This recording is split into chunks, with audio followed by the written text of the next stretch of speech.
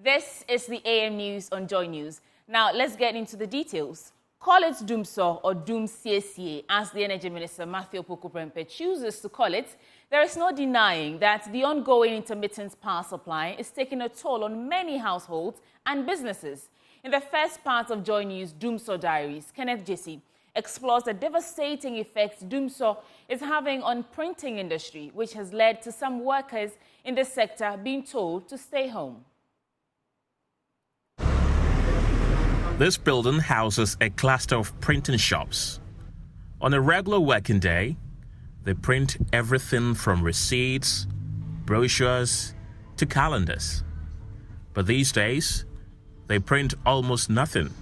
This shop has a minimum of 4 workers. But now, barely 2 employees show up at work. The reason? Intermittent power supply, popularly known as Doomso. This job requires uninterrupted electricity supply to function. But with the recent power outages, the shop has been rendered redundant. When the people bring their jobs here like this, they want it fast. So you don't have any reason to delay them. But since Monday up till now, we don't have light here. So all the work that they brought, they have to take them back. So at the end of the day, you spend money for transport, you come and sit down here, you have to eat. You know, as for stomach, it doesn't know whether you are working or not. So you come, you eat, and you go back home. So it's not helping us at all. The business itself was down because most of the things are being printed from China now. Okay, so the small stuff that we are getting here, with just Doomso, everything is now zero. For some time now, we've been having this on and off, this lights out. And moreover, the business is not booming as it used to. So the little that, we have to do, when the lights goes off, then maybe the client also feels like he needs to deliver the job the same day. So when the lights go off like this, sometimes we try to persuade them to give us, let's say, some hours, maybe a day. But most of the times, it fails us because we normally tell them they should give us a time. They will go. By the time they will come back, the lights are still not back. Then you realize that they will just come and carry the job away. Just like most Guineans, these workers are calling for a timetable. They say a load-shedding timetable will help them plan their work schedule so they are able to meet clients' deadlines and do not lose contracts due to unexpected power outages. I think that should be the best way, because if I know that today, Tuesday, I won't be having light here, I won't bother myself to take car from a far place and come and sit down, just to come and sit down here. I will have prepared or organized myself better for it. If I know I will be having a work to do, maybe in the night, I will arrange myself to come and do it in the night. So by the morning, when the light is off, then I will go and rest. So the timetable is very necessary to be very helpful. Oh, how about the timetable? You need a timetable to schedule our this thing. If there is timetable, you know that tomorrow there is no light. You can stay home and manage it. Maybe the money you use is to take care. You can manage it, and the next day, you know that the next day the light will come. But do they have a standby generator that will, at least, keep their business running in the event of Doomso? I asked. Yeah, actually, we're having one.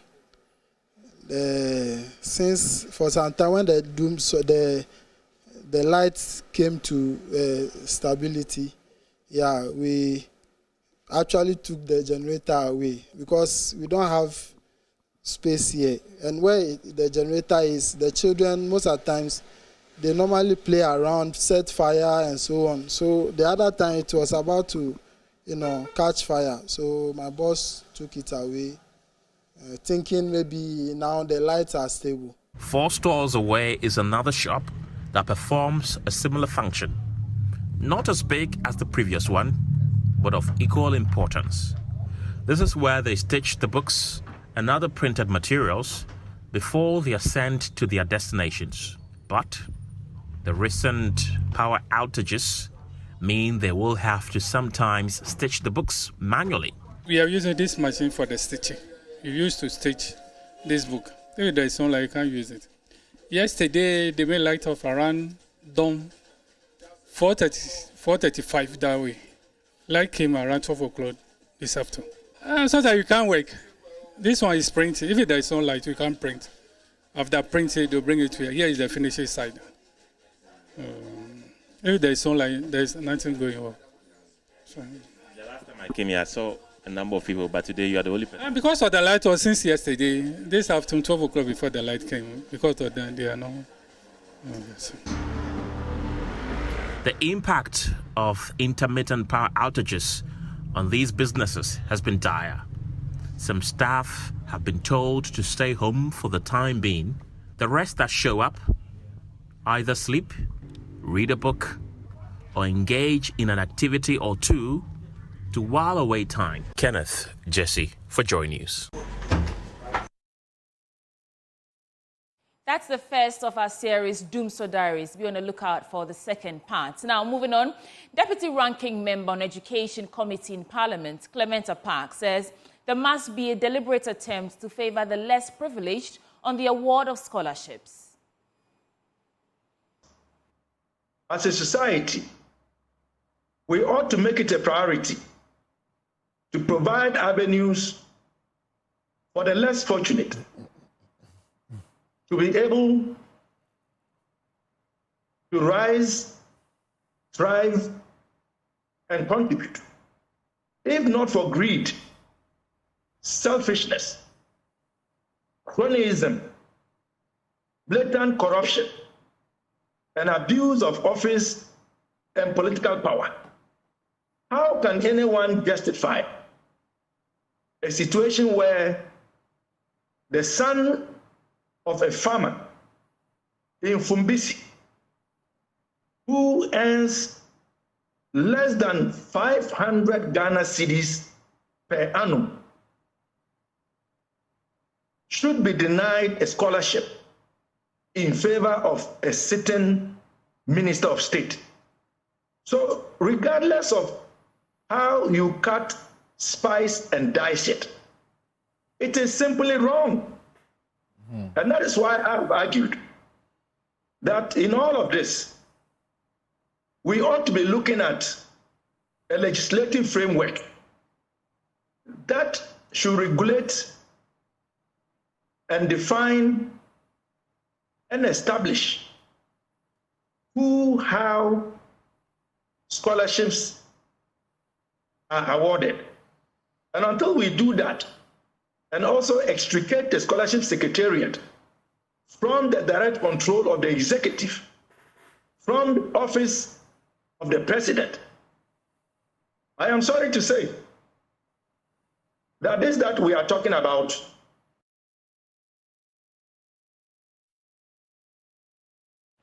In other stories, the recent over 400% increase in passport application fees has sparked widespread public outcry. The flag bearer of the governing New Patriotic Party, Dr. Bawumia, has acknowledged the legitimate concerns raised by citizens. He indicated that the current application process is burdensome and nurtures corruption. However, Dr. Bawumia assured the public that his government is committed to streamlining the process. One major step in this direction is the integration of Ghana card details with the passport system. This move aims to make the application process more straightforward and minimize human interaction, thereby curbing corruption. He expressed confidence that the new system will address the concerns raised by citizens and lead to a more efficient and transparent passport application process.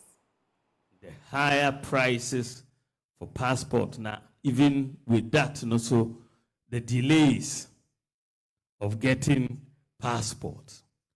And also my dream. I have thought about the higher cost and delay in the passport application process in the country and intend to implement a new system if elected. And then Ghana for over 17.6 million Ghana card. And yes, sir.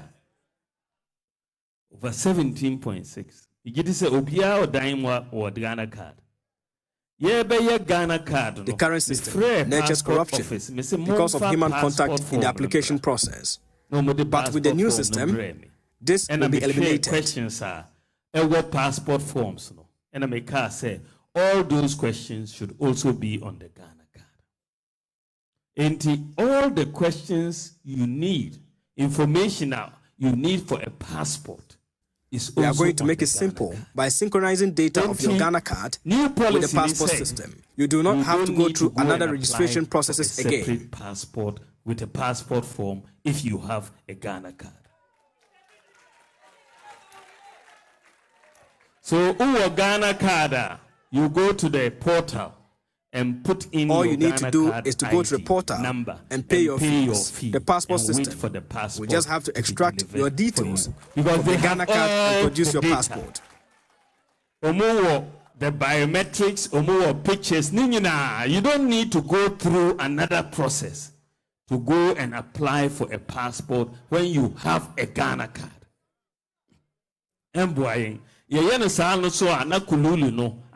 This new system will remove corruption from the system. You just get very simple your name, your Ghana card ID, confirm your address, and whatever, where you should deliver the passport, and then you pay, and then that is it. It will bring you your passport. It's going to be the simplest passport application that we've ever had in the history of Ghana. The Ghana Union of Traders Association is alleging that some powerful persons have succeeded in creating cliques at the ports to deliberately frustrate them in the clearance process and auction their goods at peanuts to their benefits. The association said the practice, if allowed to continue, will gradually collapse local businesses. President of GUTA, Dr. Joseph Obeng, raised these concerns among other challenges confronting the trade industry when the association met. Flag bearer of the NPP, Dr. Bawumia, on his bold solutions for the future's stakeholder engagement. The existing auction system should be looked at or should be looked into. It's very important that the rate at which we auction people's goods for lack of ability to clear their goods in time is very pathetic, especially when it is not being sold to the person who actually brought the goods, whether it is being given to him at the same duty that is charged him. Normally, it is sold at a pittance, and then it is being done by people who have formed a clique, and they are like a highness, sharks, and vultures hanging around our goods, waiting for the least opportunity to say that the expiry time has come for them to prey upon our capital. This is very frustrating, and it kills the spirit of the Ghanaian people. However, Dr. Bawumia assured that the introduction of his flat tax for businesses will curtail the illegalities if he's elected. Flat rate of tax. A 10%, a 10%. I am concerned about the current challenges traders are having in the country, especially duties at the port. 100, me tax no. It's that simple. Calculating the tax. So what I will do in my government is to ensure that we introduce a flat rate for all businesses in the country.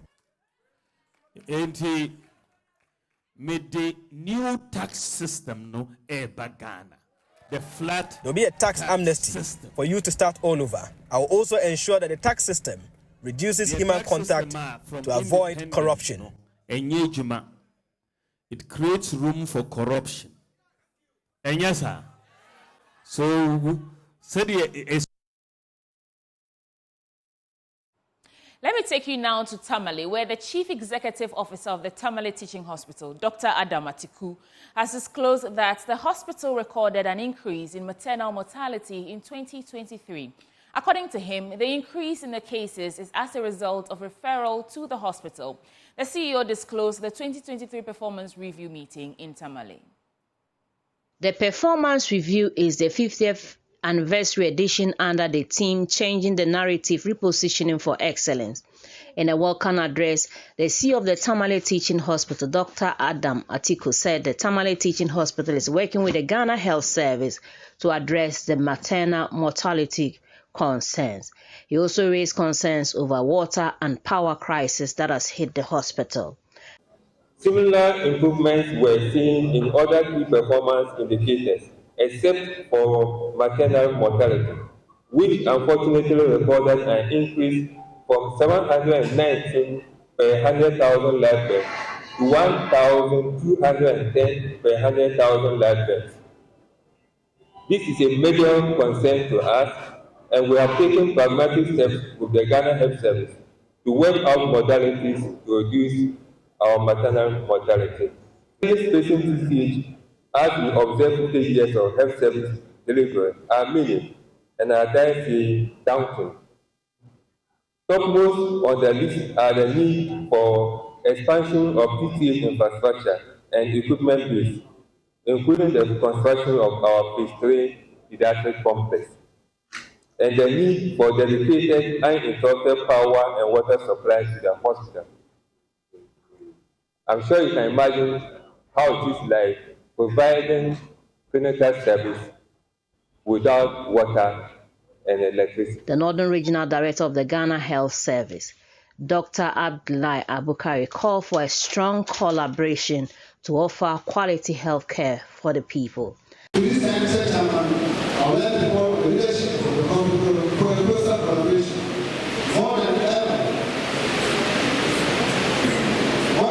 before, Ghana Health Service, we need to work at service speed, share old material and human resources, cover the role of quality health services to the good people of Ghana. The Regional Minister, Shani Al-Hassan Shaibu, said they were working to help address the water crisis that has hit the northern region. The acute water shortages or challenges facing the Tamale Teaching Hospital is not lost on us. We are working closely with the Ghana Water Company Limited and seeking support from various partners to improve water supply in the hospital. We understand the critical role of uninterrupted water supply in delivering quality health care, and we are dedicated to finding a permanent solution to this problem. The Chief Director of the Ghana Health Service, Alhaji Hafiz Adam, said the Ministry of Health was aware of the challenges the hospital was facing and was working to address these challenges. We are well aware of the internal challenges facing the healthcare facility, inadequate funding to support the expansion of infrastructure, the equipment needed, the freeze on employment, the burden of the 10-month allowance, and the ability to pay utilities. According to these challenges, as shown in the recent decision by the Ministry of Finance to pay off our standard life bills of the health facility, the Ministry of Health is not unaware of the plight of these needs. We are working diligently to address the most pressing of our needs within the limited resources space that we have.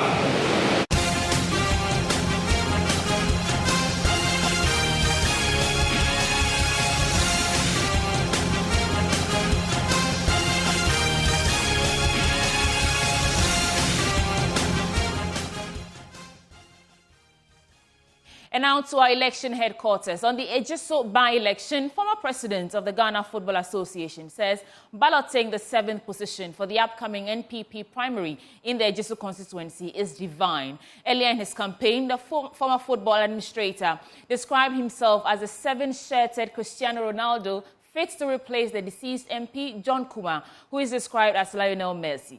Now, all 9 aspirants for the upcoming elections on Saturday were successful at the vetting. Nana Aljima followed the process and filed this report.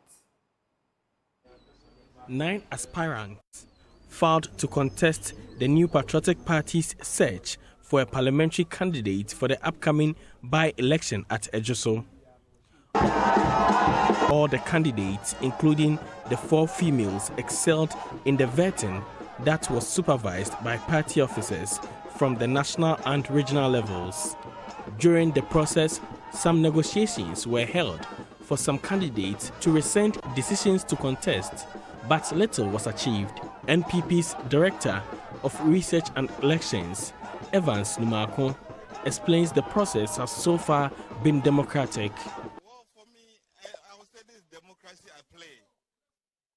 We've allowed an open exercise so that nobody will impute an idea of imposition of any candidate on the constituent.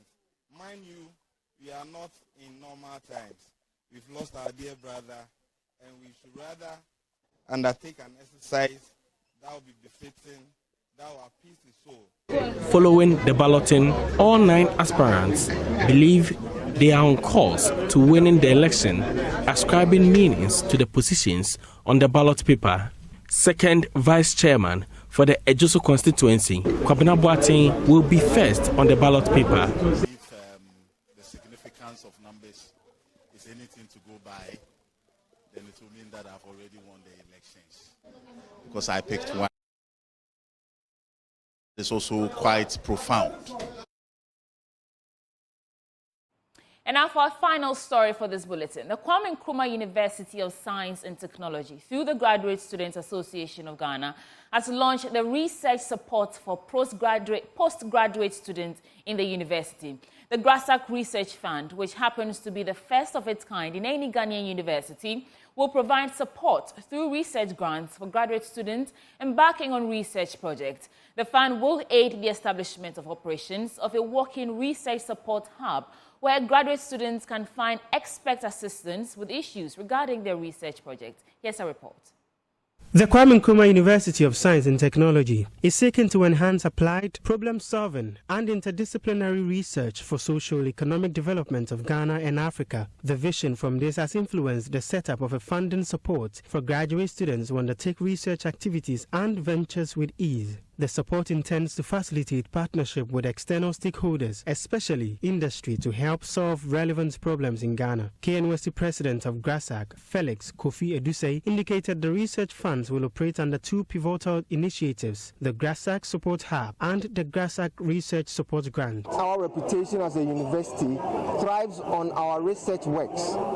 And we thought it through that as executives of graduate students, we need to come up with a policy that would help and support research work at the graduate school level, supporting them with a hub and as well as financially supporting them when it comes to their work. Together, we sat down with our Senate, the Research Committee, the Research Director, the Directorate of Student Affairs, the Office of Grants and Research, as well as the Office of the Vice Chancellor, and came up with this policy that would help enhance and enable our graduate students become better. As a research-intensive institution with over 452 postgraduate programs, thousands of students are being given the opportunity to conceive and develop interdisciplinary research projects. Vice-Chancellor of KNUST, Professor Mrs. Rita Akufo-Addo highlighted the need for extensive funding and investment into research infrastructure. The leading science and technology university, it is our mandate, it is our responsibility to go through research, to be able to profess solutions to the challenges that humanity has. And that is what, for us, is our mandate. And what we have seen this afternoon is a clear indication. The fact that we place so much premium on research as a research-intensive institution. The Vice-Chancellor appealed for the commercialization of research outcomes and called on industry to adopt the prototypes and policy briefs generated from research to solve day-to-day problems. What I would want to do at this juncture is to appeal to all institutions, corporate organizations, well-wishers, people who think that through research we are able to do a lot to solve problems, to come and support this graduate research fund. GRAF. Reporting for JoyNews, my name is Clinton Yabwa.